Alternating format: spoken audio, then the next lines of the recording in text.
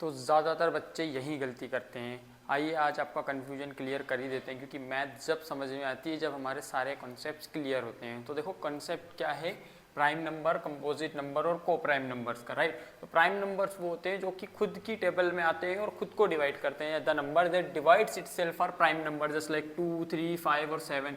इनका फैक्टर या तो ये खुद है या फिर 1 है, राइट। अब what are composite numbers, the number that are multiple of prime number, यानी कि जो प्राइम नंबर की टेबल में आते हैं वो कंपोजिट नंबर हैं, है ना। अब को प्राइम नंबर्स क्या होते हैं, देखो the number that do not have common factor other than 1, यानी कि जिनका कॉमन फैक्टर, एक ऐसे पेयर जिनका कॉमन फैक्टर 1 हो, उनको हम क्या कहते हैं, को प्राइम नंबर। जस्ट लाइक 4,9, ना तो 4 प्राइम है ना ही 9 प्राइम है, बट 4,9 जो पेयर है वो को प्राइम है, क्योंकि इनके फैक्टर जो है उनमें कॉमन फैक्टर क्या है, 1 है। अगर हम इस पेयर की बात करें तो देखो इनका भी कॉमन फैक्टर क्या है, 1, क्योंकि तीनों 1 की टेबल में आते हैं।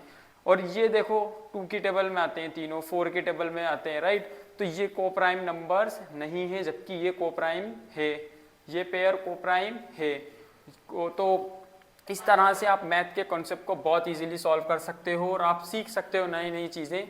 सो फॉलो कर लेना। Thank you very much for watching my video.